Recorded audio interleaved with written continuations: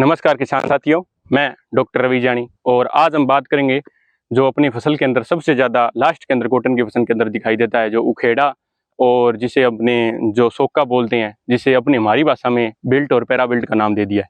तो उसी के बारे में बात करेंगे। तो जैसे वो क्या कारणों से अपने खेत के अंदर आता है और उसका समाधान हम कैसे कर सकते हैं। तो जिस किसी किसान भाई ने हमारा अभी तक यूट्यूब चैनल सब्सक्राइब नहीं किया, देश किसान हमारे किसान, तो ज़्यादा से ज़्यादा उसे शेयर करें और बेल आइकन दबाएं। धन्यवाद। तो आज हम बात करें किस कारणों से आता है।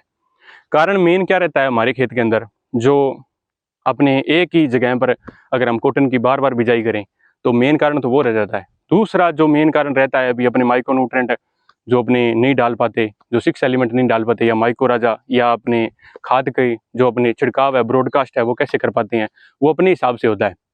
पर अगर कई बार क्या है कि अपनी उच्च मात्रा में अगर अपनी खाद नहीं दे पाए, अपनी फसल को जरूरत है वो अपनी नहीं पूर्ति कर पाए, तो क्या है, जड़ों का जो विकास है वो खत्म हो जाता है, रुक जाता है वहीं पे, जिससे कि जड़ों की अपने जो वाटर है, ऑक्सीजन है, वो अपना लेना खत्म कर देती है। जिसी कारण से जो पौधे के अंदर लास्ट के अंदर उखेड़े की बीमारियां दिखाई देती है।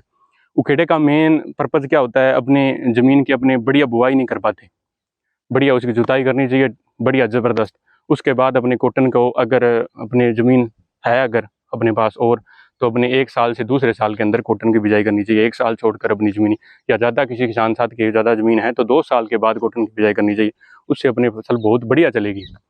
और तीसरा जो मेन मकसद होता है हमारा कि किसान जो कम लागत में बढ़िया रिजल्ट, इसका समाधान कैसे कर पाए, तो अपने खेत के अंदर ट्राइकोडर्मा डालें और उससे अपने को बढ़िया फ़ायदा होगा। और 2 नंबर जो कार्बन डाइज़म 50% आता है हमारा, वो भी डाल सकते हैं, उसका भी एक बेहतरीन फ़ायदा होगा उखेड़े और जो नीचे कमी के कारण, फंगस के कारण।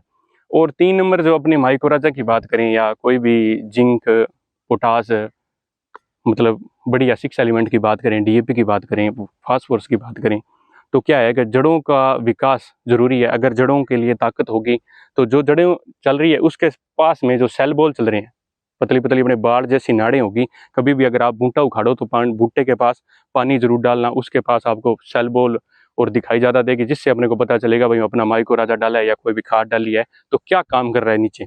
और उससे क्या है, जड़ों का विकास होगा, जड़ें ज़्यादा ही फैलेगी, जितनी ज़्यादा फैलेगी जितना अपना पौधा बढ़िया रहेगा। क्योंकि जो पत्ते का जो ताकत है, जो सूरज से इसे प्रकाश संश्लेषण से ताकत मिलती है, वो नीचे क्या है, अपनी ताकत ट्रांजेक्शन करता है, जिससे कि पौधे के अंदर 13 तत्व जो जमीन के अंदर है, जिसे वाटर हो गया, जो अपने फास्फोरस हो गई, डीएपी, कुछ भी जो अपने डाला है, नाइट्रोजन होगी या माइक्रोराजा हो गया, एनपीके होगी, बोरोन हो गया, जिंक हो गई, ये जो आयरन हो गए, जो ये इस पौधे को मिलते हैं, जिससे पौधा अपना पैदावार बढ़िया दे पाता है और फैलाव और टहनियाँ और जो रूट्स बढ़िया चल पाते हैं। तो हमारा यही मकसद है भी कम लागत में आपको बढ़िया फ़ायदा हो, और आप जो माइक्रोराजा डाल रहे हैं, कोई भी चीज़ डाल रहे हैं, तो अपना फ़ायदा और विकास हो। और कोई आगे जानकारी, नई जानकारी आपके साथ साझा करेंगे, आगे नई जानकारी लेके आएंगे। धन्यवाद जी।